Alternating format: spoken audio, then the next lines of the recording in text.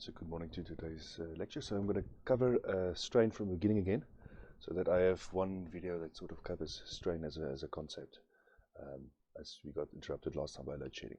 Okay, you'll see I wanted to just update in terms of the concept card, so please go and download the latest version as well. Okay, so let's get started. So let's look at uniaxial strain in 1D. So first off, let's start with the structure that is under form state. X-coordinate axis starts from here to go from left to right.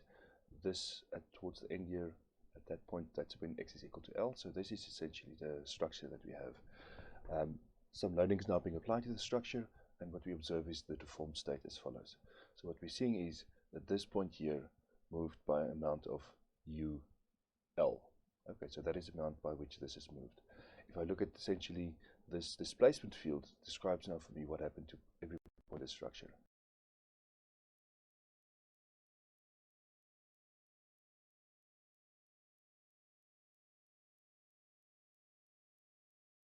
Let's give it a second. So if I think about the displacement field here, this point is clamped, so nothing will move here. So I expected the displacement field at U evaluated at 0 should be 0, but then U evaluated at x equals to L should be UL. So that is essentially what that tells us.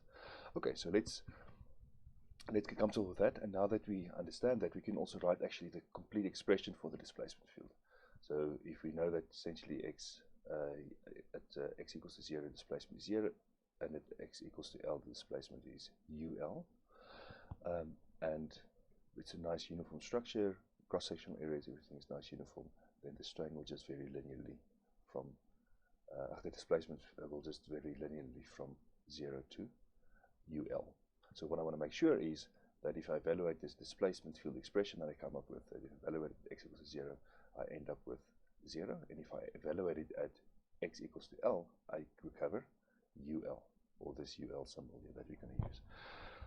And we can check, if I just take the expression, so okay, so it's going to be something that's a function of x, because if I evaluate x at 0, then I recover 0, and if I evaluate it then at L, I want to just make sure, if I plug in L into this, it essentially evaluates only to UL.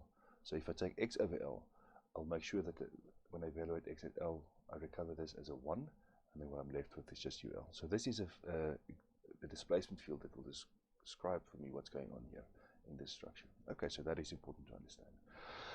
So if I think about now 2 points on the surface, I want to start thinking now not just about the displacement of the structure, but really about the strain of the structure.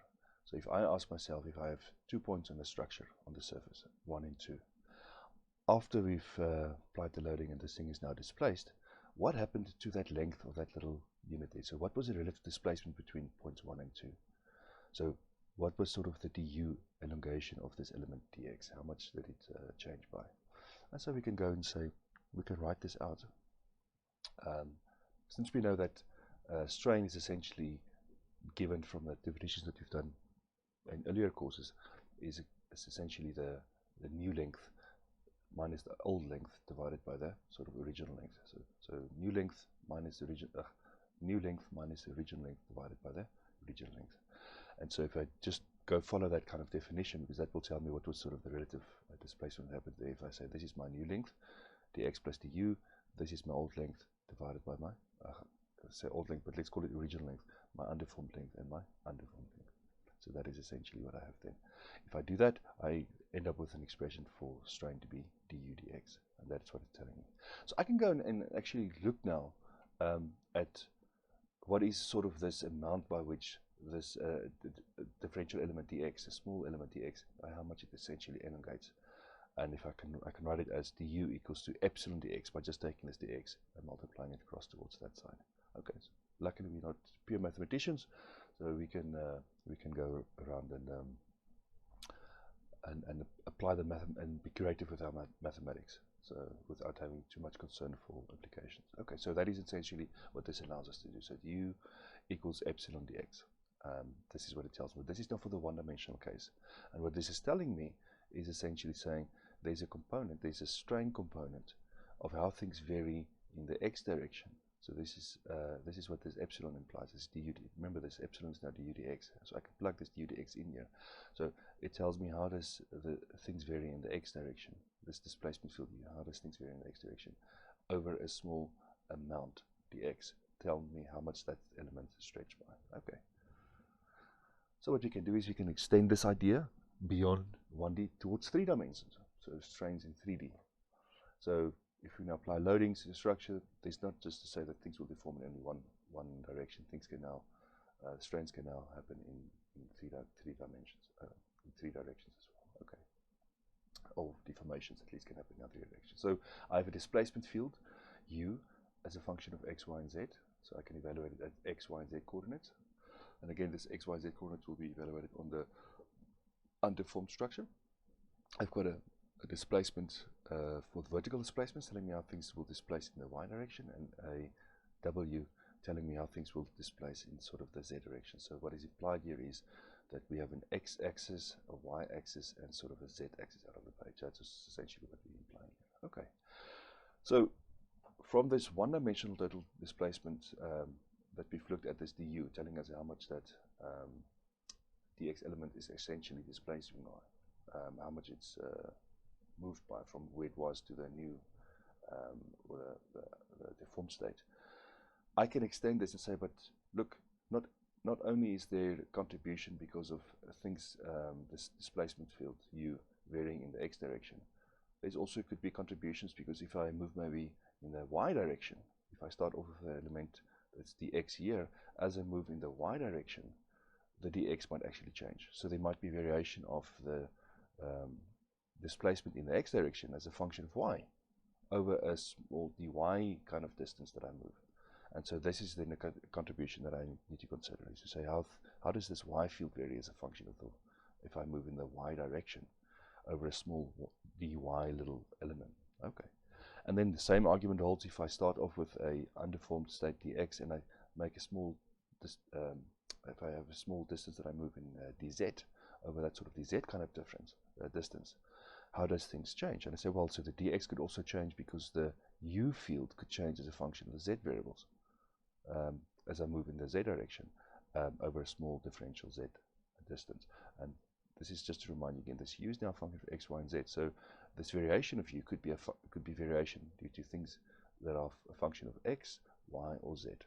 And now we are essentially telling ourselves this du element that we started off with, that was a length dx, could now have changed to or could have essentially have a sort of a total displacement of du now that it's displaced by, as opposed to just having a term that's now related to u partial x. There's now partial u, partial y, partial u, partial z, telling us essentially this is all contributions that could actually cause this dx to become to change its length. Okay, so and this is by how much we are changing that length due to this variation. So this is a way for us now to easily extend this towards the 3 dimensions that we have here. So this is a beautiful result in terms of applying this one-dimensional kind of thinking, just extending it towards understanding that the fields might vary now in the y and the z directions as well. Okay. So if I look at now by taking this philosophy further, saying, okay, so I have now the sort of by how much an element will change in the x direction. What is it? The sort of change in length du. I can get out this expression that we've just arrived. I can extend this philosophy and say, but the same holds for an element that was sort of dy long, that becomes now dy plus dv, so that its change in length is now that sort of dv distance. And same argument holds. There could be a variation of the v field with respect to x, y, or z that could contribute towards that. And similarly, for if I started off with an element dz, that becomes now dz plus dw. That sort of total displacement of that dz, that change in length that I have there, could now be due to a variation of the z displacement as a function of x, y, and z. And what I can do is I can write this in a bit more compact form by just pulling out the dx, dy's, and dz's. So I can pull out the dx, dy's, and dz's, and then I can write this out as this is essentially a row vector that I have. Partial u x, partial u y, partial u z.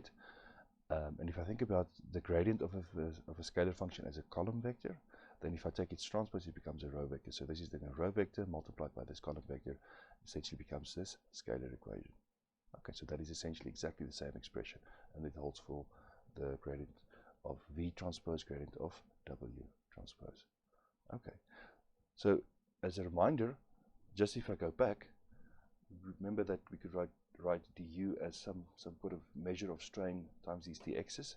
So what we know is that if I write this du with these dx's, dy's, dz's now, and if you go back and you draw the analogy, you see that this term in front of these dx's, dy's, and dz's that we have here, this is stuff that would be related to strain. And let's see how that is now related to strain. Because it's not just directly strain what we see there. It's just it's something that's related to strain. It depends on what kind of measure people wanted to use for their strain measures, because that is not a unique thing. It's just what do you want to do in the experiment, observe an experiment, and relate it then essentially through the constitutive relation towards the stress kind of state in the material. And so what people have developed in quantum mechanics theory is to say, let's put all of these gradient of u's, v's, and w's that we had here, these terms in front, let's pack them into sort of a matrix, so one column, and another column. So this is now what we have here is a 3 by 3 matrix. Okay, and this F essentially contains now also rigid body rotations. So we can decompose this F into symmetric and the antisymmetric part. This symmetric part is related to strain. So this is the infinitesimal strain relations that we have here, and this is sort of related. This antisymmetric part is related to the sort of spin or the rotations. And so what we want to happen is that this we want to ignore this as being part of the strain and only look at the stretches. So if an element rotates, the sort of rigid body rotation, there shouldn't be any sort of strain related to that, and that's essentially what this spin sort of represents, is sort of the rotational part of that small infinitesimal element. Okay, and so the strain matrix, this infinitesimal strain matrix, is essentially what we're looking at. So what is just important to understand is that this is infinitesimal sort of theory, and this also is this idea of a rigid body rotation, or sort of a small spin that we have, a rotation, is also infinitesimal. This is essentially all infinitesimal theory. Okay, so here we have now a beautiful expression for strain in general in 3 dimensions. It's this displacement gradient, the columns being the gradient of the U field, so that's partial U, partial Y, partial Z, the gradient of V, the gradient of W. If we just take the displacement gradient, add the transpose to it, and divide by 2, we have a beautiful expression for strain. Okay. So we can now just look a little bit more detail how this strain matrix looks. So this is the result we had from the previous slide. And if you look now essentially at the components, what we see is based on what we have in this displacement deformation gradient. So essentially that first term of the deformation gradient is partial U partial X, and if I take partial U partial X plus partial U partial X, because on the diagonal the transpose does not do anything, so rows become columns, but on the diagonal they stay in the same place. So partial U partial X plus partial U partial X is 2 partial U partial X times a half is just partial U partial X, and that's what you see on the diagonals, are just the terms themselves. What we see in the off diagonals is essentially the sort of contributions that we had on the across the diagonal that we would have in this displacement gradient. So if you think about that first column displacement gradient being the gradient of U with respect to partial U partial X is that first entry. This is what we had there. The second entry is partial U partial Y, and that is that contribution that we have there. And if you think about, if I take the transpose, take the transpose of F, and then I map essentially what was sort of in the first entry of the second column, and I'm adding it in here. And so the first entry in the second column is essentially this partial U, partial V partial X. So what I'm just doing is I'm adding these 2 terms together and multiplying by half, and this is what we're getting out. So essentially reflecting in this deformation gradient the terms symmetrically across the diagonals, adding them together, multiplying by half, and this is then what we recover by doing this operation. Okay, and what we see here essentially is that this half is just a coefficient there, but this term in the inside here, this is related to the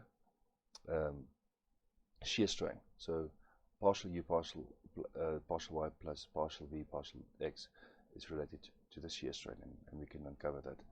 So in the next slide we can just look at exactly what, interpret it a little bit differently in terms of what is shear strains and how they look, etc. So what we have on the diagonal is sort of the uniaxial strains, and what we have in these off-diagonal terms are related to shear strains. That is important to take note of. Okay. It's not always convenient to work with a 3x3 strain matrix. Plus the other thing is it's symmetric. So this in this term and this in this term and this in this term by construction is the same, and you can see that for yourself, that this in this term is the same, this in this term is the same. So by construction, this matrix is symmetric. And so what we want to try and do is to say, can't we just have it in a convenient form? And this is what's called the Voigt notation, is to say, let's take this 3x3 matrix and just look at all the components that are unique. So this is unique, this, and this is unique. So these values are the same as those because of the symmetry. So I can just pack the unique values in. So I can then pack the uniaxial strains, and then I can pack the shear strains into a strain vector. Okay, so that is then a 6x1 vector in general. Okay, and this 6x1 vector we will relate then via material later on towards a strain tensor. And we'll see that this is a strain tensor or strain vector. Similarly, we would derive first a strain matrix and see that it's symmetrical under certain assumptions, and then we can see we can pack that as a 6x1 stress vector as well. Okay, so that is what we see. So what is convenient is to work with the strain matrix up to a point, and then at some point to say, now it's getting inconvenient. Let's go towards a different notation, and it is especially when we try to map the strains to the stresses. To work with this is a lot more tedious than if you work with a vector matrix kind of form. So vector for the strains and a matrix for the material. But we'll talk about that in a bit. Okay, so let's go back to the textbook. So if you open up the textbook, there's a nice figure on deformed elemental surfaces, and essentially this is just sort of a 2D example of an element that was here. It had a length of dx and dy. This point here moved now towards that point there. This point here moved towards that point there. This point moved towards that point. This point here moved towards that point. Okay, so that is what we see. And again, we just want to interpret now these terms that we have in terms of these components that we have in the strain matrix, just to give it a bit of a better interpretation. So what we see is essentially, if I started here and if I move up in the y direction, okay, then what this partial u partial y is telling me is how does things display in the x direction as I move in y? So this is what this is doing. And if I get to this sort of top part, if I've moved now distance, this whole edge of this element, dy distance, so if I've moved now up to the top of dy distance, then that is sort of related to the amount of the distance that I can move. And so what we see is that this partial u partial y is related towards this sort of angle there. That is what it boils down to. And there's now a whole discussion that we can have around that it's deriving that it's sort of under what kind of linearizations with assumptions we want to have to get this out. Because if you think about it, is this angle will be given by tan theta, okay? And if I have the opposite over the adjacent, I will essentially have opposite, it's partial u partial y dy, and the adjacent would be then just dy. That's a sort of a simple way. And then I could say that is related to the tan of theta, and if I say tan of theta, it's almost the same as a theta, then this becomes the angle. So that is sort of just to give you a quick idea of the linearization there. So this is what we have. This is the partial u partial y. This is the partial v partial x. They don't have to be the same. But what we do know is that this angle initially was 90 degrees. Now this angle here is 90 degrees minus gamma xy. And this gamma xy is essentially then what it means is the sum of these two terms. That is what gamma xy is related to. Okay, so that is what it tells us. And what we see with the shear strengths is really we only observe shear if there's a change in in angles. So if things don't change angles, then there's no shear related to it. What is also just important to observe about it is that if I want to get shear out, I would typically take, so I would to get this element to deform into this shape, I would put a loading here, and I would put a loading here, and it would sort of stretch towards that. Okay, so it's sort of a loading here, and loading here, and loading here. And then I could get it to get into this sort of shear state. But what is important to notice is that we apply the loading typically at the top, okay, and then we observe the change in angle is sort of in this phase here. So it's this surface here that is changing angle due to a loading here at the top. So that is just important to be cognizant about that. Where if I do the actual strain, essentially I have this surface here and this surface, and if I were to pull this thing and this thing were to actually strain like this, the surface on which I apply the loading is also the surface that is essentially stretching. So yeah, it's true that the surface is moving, but where I'm observing the angle is this adjacent face there. Okay. So hopefully this gives you a good idea and a flavor of shears. Again, just a nice interpretation what it's about. So uniaxial stretches in the X, Y, and Z directions, and all of these shear terms that we have, these gammas, X, Y's, gamma, YZ and stuff that we have, are related to changes of angles of things, and the amount by which the angle changes. So something that was originally 90 degrees is now something 90 minus the gamma XY, so that gamma XY is the amount by which the angle is now changed. Okay, so now we have nice idea to be able to interpret this, and it also relates you back to the textbook, where we are now in the textbook. And you can see we're not far in the textbook. We're still in chapter 1, but at least we're developing the understanding, and we're not just rushing through the textbook for the sake of getting through the course. Okay, so hopefully I've given you a good overview of shear strength. What I'm going to do is I'm going to give a quick example of also relating just the idea that uniaxial and shear strains are sort of related to each other, because it's really depending on what kind of coordinate system we want to try and look at things that's going on. So what I'm going to do is I'm going to switch over towards the light bulb, but I'll make it as a separate video.